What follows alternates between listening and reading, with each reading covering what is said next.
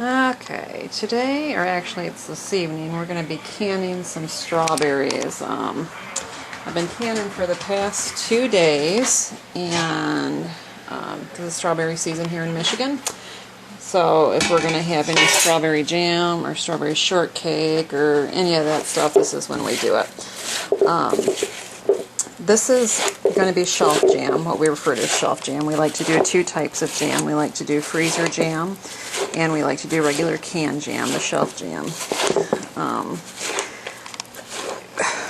When you can, the recipes will give you amounts to go by, and a lot of people like to stay within those amounts. We can such large quantities when it comes to jam, and they tell you, like, for example, for this, use 2 quarts. That's a batch, 2 quarts of berries. I would never be able to get done if I stayed within that limitation. So this is what I'm chopping here is just a part of a larger batch I'm getting ready to do, and I'm doing 16 quarts at one time. A lot of people, like I said, don't like to do that. They feel that their product's not going to turn out.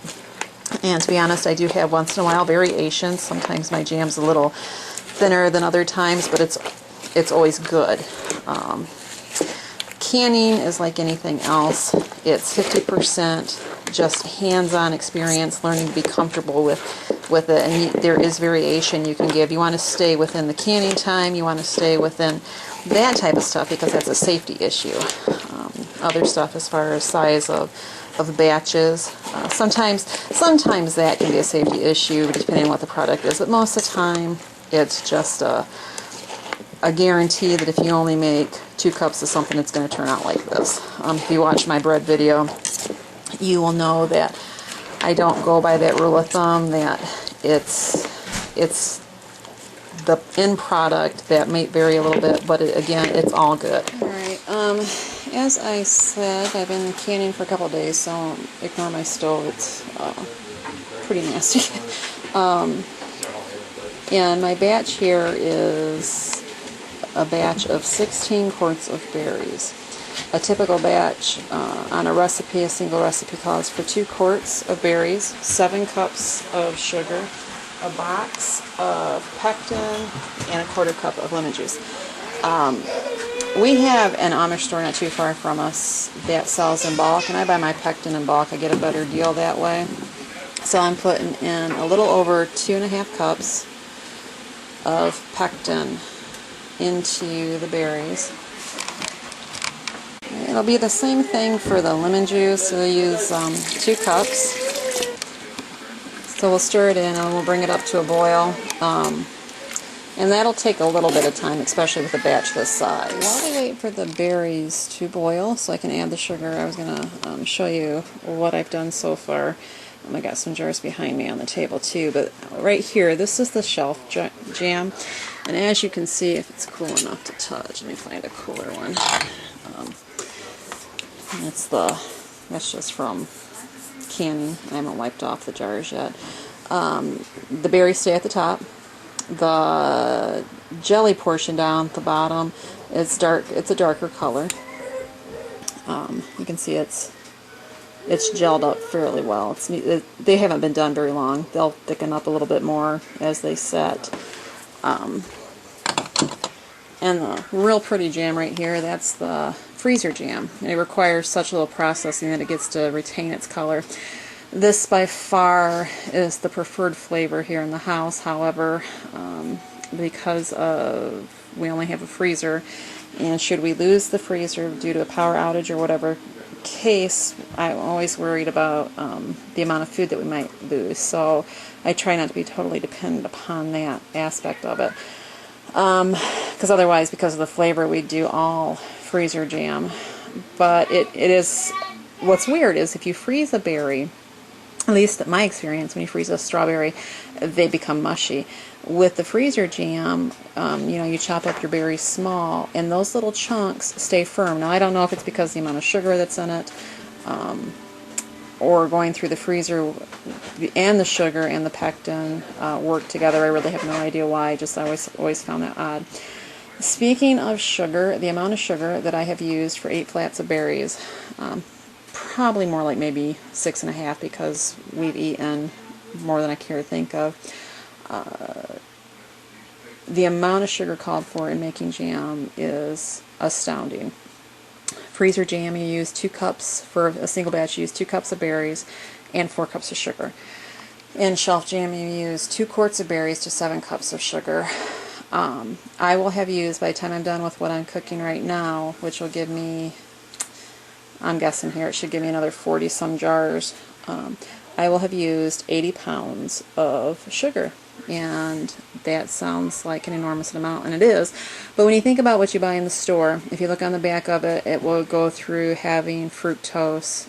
It'll say fructose 2 or 3 different times in 2 or 3 different ways along with the sugar, so I know that that has an enormous amount in it, and also being corn syrup, it's far worse for you than granulated sugar. I realize granulated sugar is not, great for you either, but anything eaten in moderation, much better choice. Now there is a method to our madness here when doing this amount of jam. Sorry, I'm keeping the picture in here. I don't know what else done as I talk. Might as well. Jam's pretty to look at, I guess. But in theory, to can for 2 years is the way I like to do it. Now that's just in theory. It doesn't always work like that. Because this is more than enough jam to last us 2 years, as long as we aren't having a jam fest, right? If we don't give too much away, because we do actually give a lot to people for gifts. And then like next year, I won't have to do 8 flats or whatever it is we've done this year. I will only have to do a couple maybe to supplement, or even not do any at all. It's the same thing like in the garden. We planted 80 tomato plants this year for hopes of getting a minimal of 32 bushels of tomatoes. So we'll power can this year, and then next year, by the grace of God, we'll just enjoy our garden and enjoy the produce that we receive from it, and gear up for the following year. Last year we didn't do any canning because we just had our baby in February 2010, and we just weren't up to having a garden with that. So so there it is. See, there is a reason for all this jam. It looks like a lot, and it is, but it's for 2 years.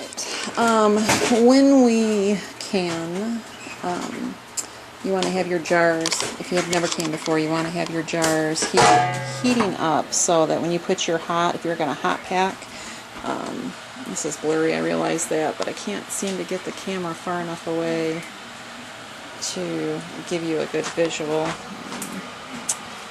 I don't know if there's not enough light in here this evening or what.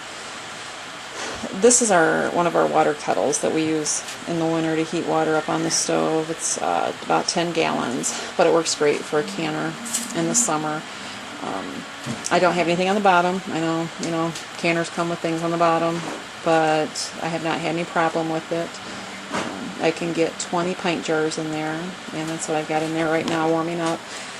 Fill the jar partially with water, and then I put a couple inches of water on the bottom, and I put the lid on to keep them steamy hot, so when you take the lid off and you pull them out, you're not exposing a partially dry jar to cold air, because I have learned in the past that will definitely crack a jar. So then I also have a tea kettle on once I fill my jars up with my product, and put their lid on it and put them back in the container in the hot water. I can then pour more hot water over to bring it up over the lid so I can start the processing process. Okay, I wish I could get this figured away. The berries are bubbling, so now it's time to pour in the sugar.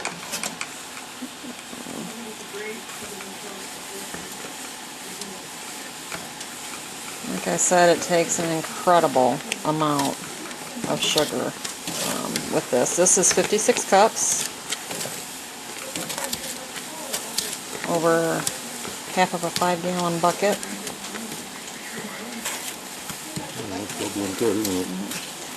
Once you do this and that sugar comes to a boil again, then you take it off and you start filling your jars. Here's the berries, and after they've been cooked with the sugar, see the pink foam on top, You can scrape that off. If you don't want to scrape it off, if you're afraid that you're going to lose too many berries, you can wait for the foam to dissolve, stir it a little bit, and probably within 10 minutes it's usually done almost all the way. You're still going to have a little bit of foaming in there, but not much. Alright, so when you're ready to can, you see I've got a mess going on down here.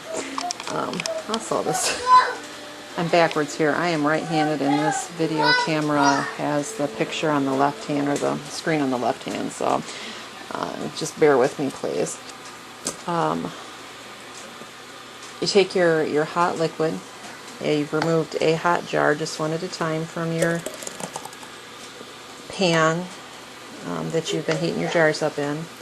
Now you can use a funnel. I don't use a funnel. I have to make a bigger mess with one than I do if I just use a measuring cup. You need a 1/4 inch headspace with your jam.